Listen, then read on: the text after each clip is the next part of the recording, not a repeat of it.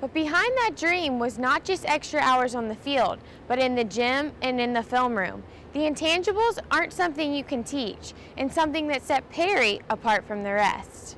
This system not only allows the coaches to gauge the athlete's training load, but also test their mental and emotional toughness. The zones tell the coaches how hard the athlete is actually working. I'm here at the College Town Throwdown, where Country Stars came to Columbia to support recovery efforts from the historic flooding. Every $2 of each ticket is being donated to the flood relief.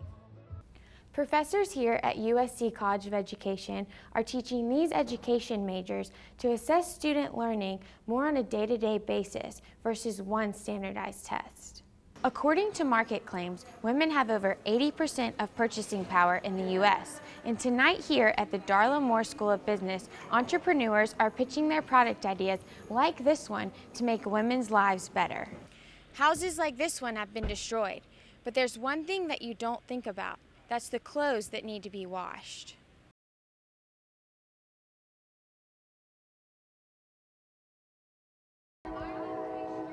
The day starts early for the University of South Carolina women's tennis team, even before any workout or practice begins. The first thing Hadley Berg does in the morning is check her heart rate.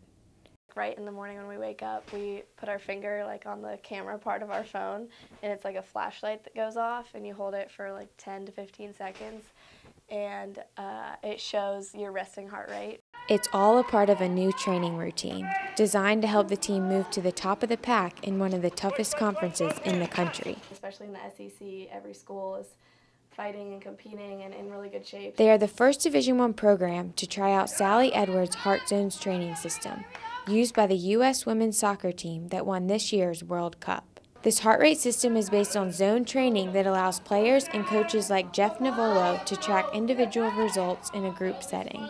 We were able to tailor the workouts to be a little bit more individual. The girls wear the monitors around their forearm, which sends the data to what is called the WASP. It displays each individual's zone, recovery time, and calories burned.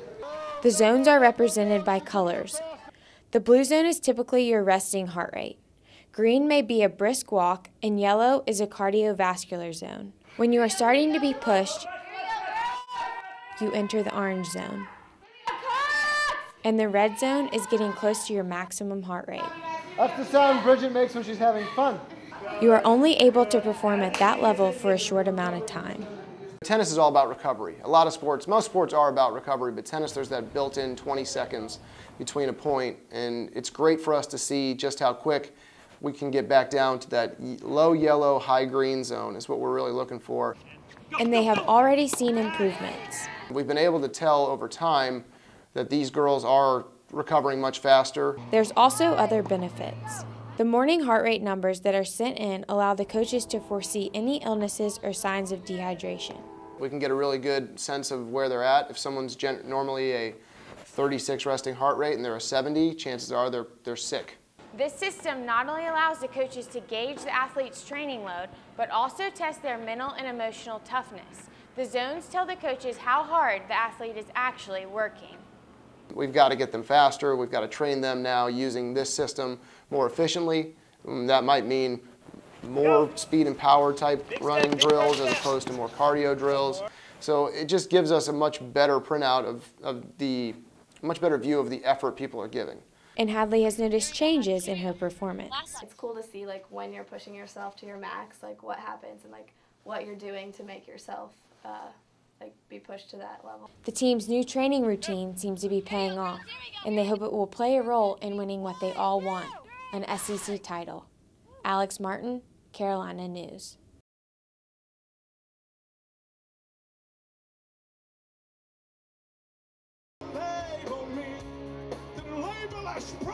The College Town Throwdown Concert Tour is stopping in 5 college towns to kick off football weekends, in search of which football town has the biggest tailgate of all. But there was more behind this stop. I'm here at the College Town Throwdown, where Country Stars came to Columbia to support recovery efforts from the historic flooding. Every $2 of each ticket is being donated to the flood relief. A portion of the proceeds went to the American Red Cross.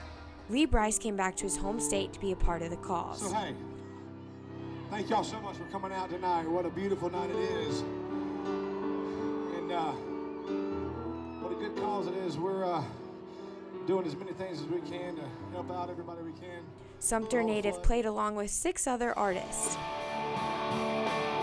South Carolina has been through a lot over the past month, but for many not affected by the flooding, it's easy to forget those who are still recovering.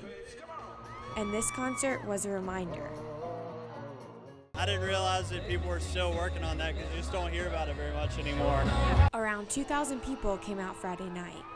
Both Gamecocks and Gators set aside the rivalry to rally together to make a difference in the community.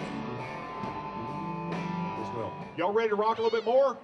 Alex Martin, Carolina News.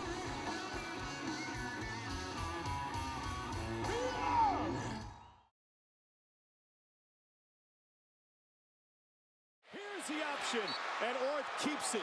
6 yards there. He goes for... Quarterback Perry Orth is familiar with the word perseverance. He walked on to play football at the University of South Carolina in the spring of 2013, with what might have seemed like a long road ahead. As 6th-string quarterback, that didn't deter Orth.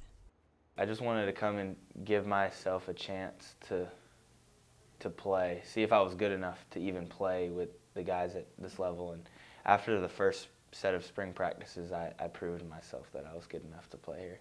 But earning his opportunity didn't happen overnight.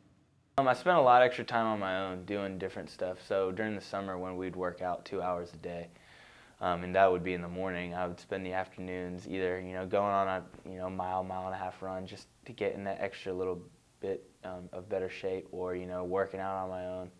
This August, on the first day of fall camp, the players received their summer workout grades from the strength staff. That's when the extra grind paid off, and Perry found himself with a scholarship. It was a relief, obviously a huge relief for my parents, and then the biggest thing was just all my hard work had paid off. And then number 10 was in the spotlight. Coach Spurrier named him starting quarterback in Week 3 against the Georgia Bulldogs.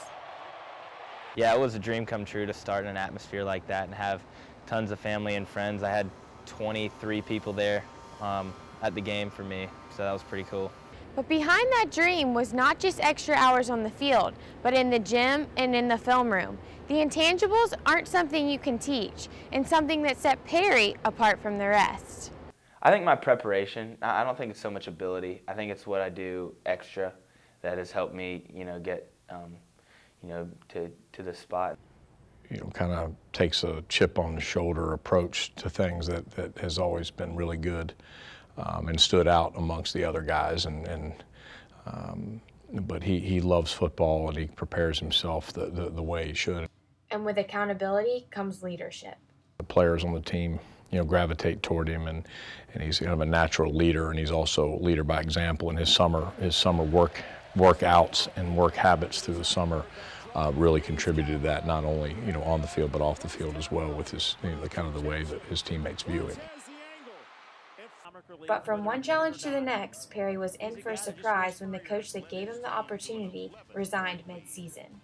Caught me off guard and I couldn't believe it. It was sad, but I understand why he did it. I mean, he does the same thing with his quarterbacks. If you're not getting it done, the next quarterback up, he felt like coach wasn't getting it done, next coach up. And Perry's journey is a mirror to Coach Spurrier's mentality. Since he's been here, the reason they've been so good in the fourth quarter is because, he really strived on, finishing and persevering through the ups and downs of a game and then finishing strong. So that's what Coach really contributed to me. Although the HBC is no longer on the sideline, Perry won't forget the chance he gave him to live out his dream. The best way he describes it? It's been an awesome journey. Alex Martin, Carolina News. I forget that you're a Division I athlete.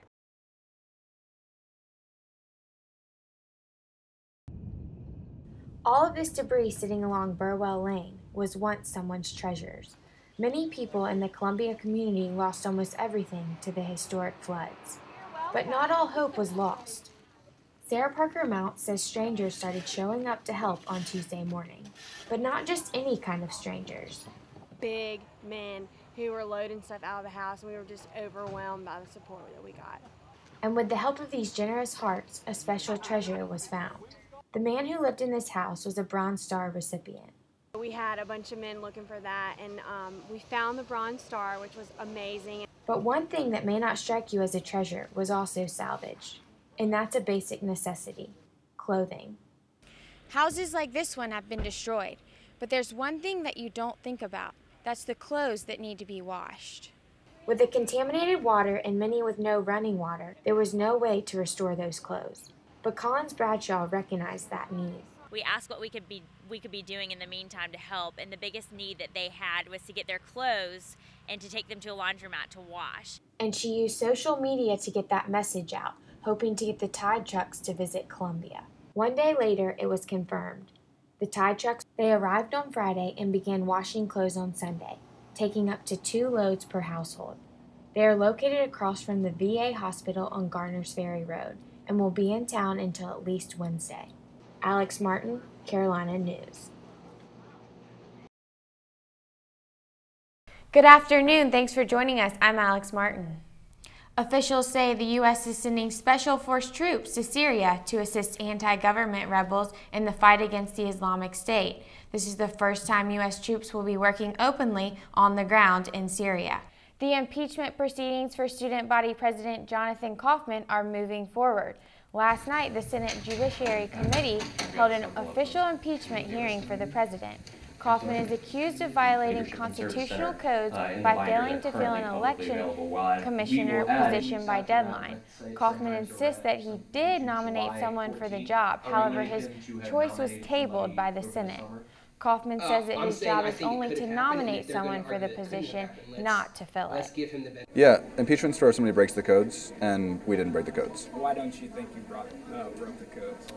The codes are really explicit in what I'm required to do, and we met those requirements.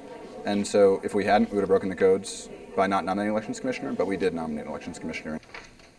As of this morning, the Court of Impeachment has recommended that Kaufman be acquitted of the charges.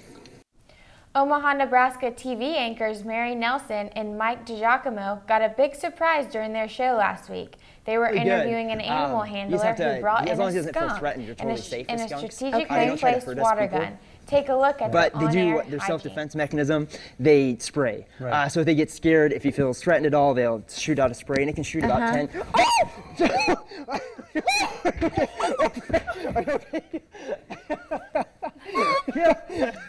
That's the last time you're coming on the show. It's just water. There won't be skunks allowed on this show. No, thank you. That's all the time we have for today. Thanks so much for being with us.